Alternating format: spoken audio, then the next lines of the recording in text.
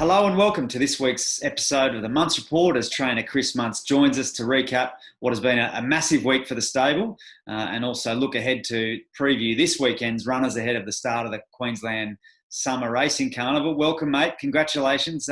It's been a nothing short of sensational past week with 4 winners from the last 10 runners.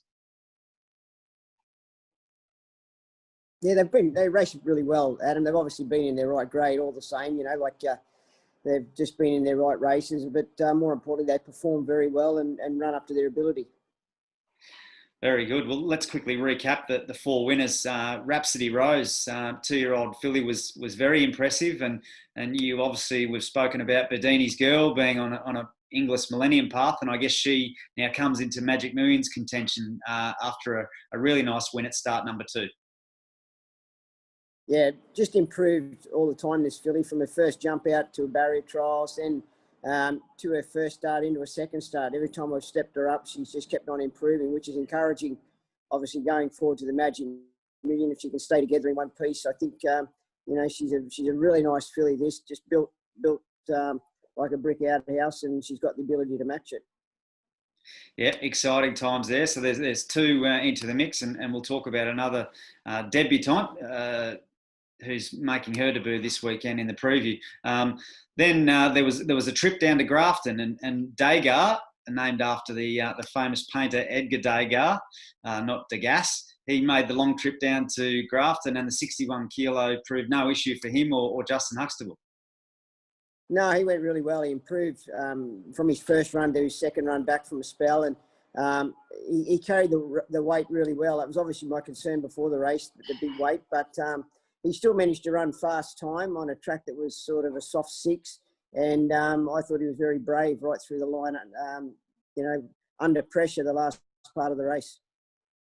Yeah, he's building a handy record, isn't he? So then obviously a double at Ipswich on Wednesday with Shooting Roses, who broke the duck for her owners after a string of second placings. I guess it was only a matter of time with her. And then SUPERBOWL Sunday, who overpowered Invicor right on the line.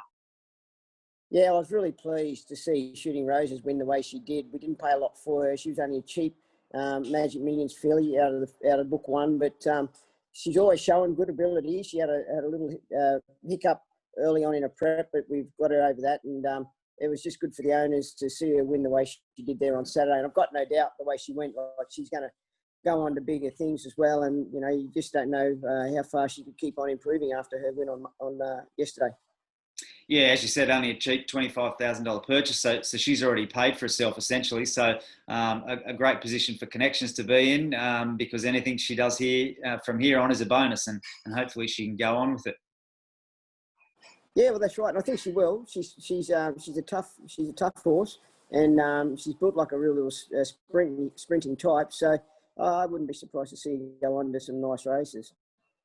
And SUPERBOWL Sunday, probably the prettiest horse in the stable. He stuck his head out right on the line. His pretty head, and that was a landmark winner for the Hendersons. With it was their 200th winner, which is obviously a huge achievement.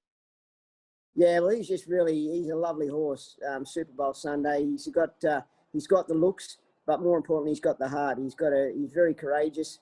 I thought he was under pressure a long way out there yesterday, but he still managed to keep sticking his head out, and he fought through the line very well. Very good, mate. Well, that's the 4 winners, and that takes you to 26.5 winners since the start of the season on August 1, and keeps you right there in the firing line in 6th position on the Queensland Trainers Premiership. So the winners just keep coming, which is great. Let's get into the preview. As I mentioned earlier, the Queensland Summer Racing Carnival kicks off on Saturday at the Sunshine Coast, and you've got 3 runners heading up to Caloundra.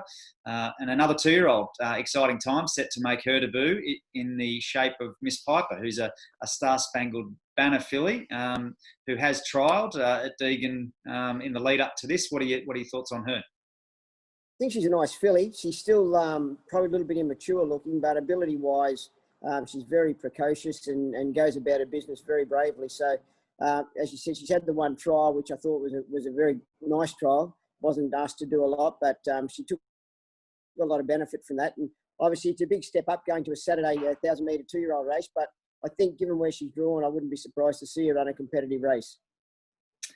Okay, we then move over to Widespread, who I guess probably had some excuses from a wide draw last start and had trialled well prior to that, and he lines up in a 1 Metro win handicap over the 1200 metres with Larry Cassidy to ride.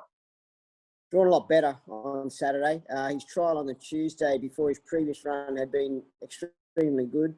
I expected him to race well at Doomben, but obviously the barrier put pay to that. We went back, and it's probably not the right way to ride the horse. So Larry will be a bit more positive on him on Saturday. And I think if he races to his work and what I've seen him do in the trials, he'll be certainly one of the major players in the race. Okay, very good. Then we move over to Scathing, who's a dual acceptor for both the Sunshine Coast and the Gold Coast. He was third when carrying the big weight, the 61.5 kilos, first up at Doomben on Melbourne Cup Day.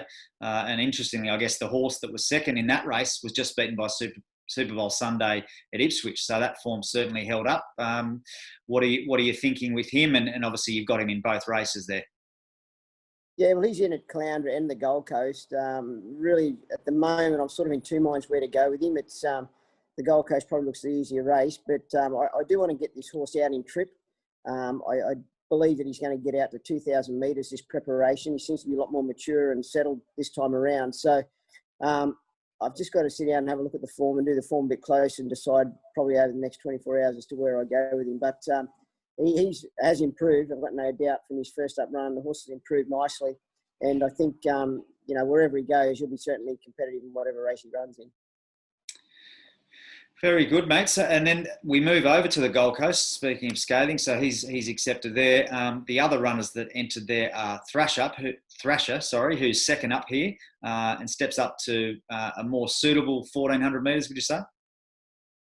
Yeah, and I'm really happy with this filly too. I didn't think her run was too bad the other day in a race that was run probably not the way that she really appreciates. She just wants a good solid gallop, and she's another one I've got no doubt we'll get out to a mile, 2,000 metres at some point. So I'm just going to start this preparation to build her up and get her out to a mile. And Jackson Morris will ride her tomorrow on Saturday from a good draw, And I think that she'll get back a little bit in the run, but if you can get a trouble-free sort of gallop through transit, I think that she'll be finishing the race off very well.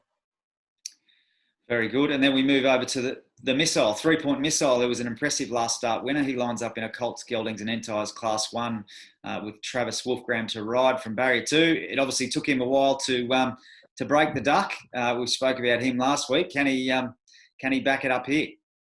Well, look, we hope so. I mean, he's pretty confident now. He's had that win. Obviously, the horse of Steve Tregeas goes very, very good. Scrooge, he was a Metropolitan winner last start. So he's the obvious danger in the race. But, we've drawn nicely. Travis will use his speed, and then just hopefully he can race the way that he did the other day for Ryan Wiggins at Caloundra. Very good. And then Scathing entered for a Class 4 over the 1,300 metres. Obviously, we've spoken about him. If he does run there, Travis Wolfgram to ride from barrier 5. So that's the weekend runners.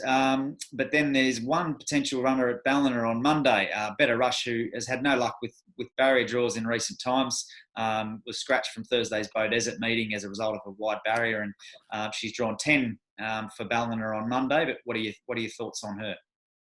Yeah, well, look, I think at this stage it's not ideal, but she's probably going to have to go around. I know it's still a little way out, and I've just got to see if there's anything else, other options for her available. But look, she needs a gallop. She needs to get to the races. So I'm sort of thinking that she may have to go around, although she hasn't drawn ideal. But like I said, I think she will be forced to go, and she'll just hopefully we can get a nice sort of run up on the speed. And she's a fast filly, and if she's there on the corner, she'll certainly be giving her all. Okay, very good, mate. Well, thanks for all your time and insights on those runners, and good luck.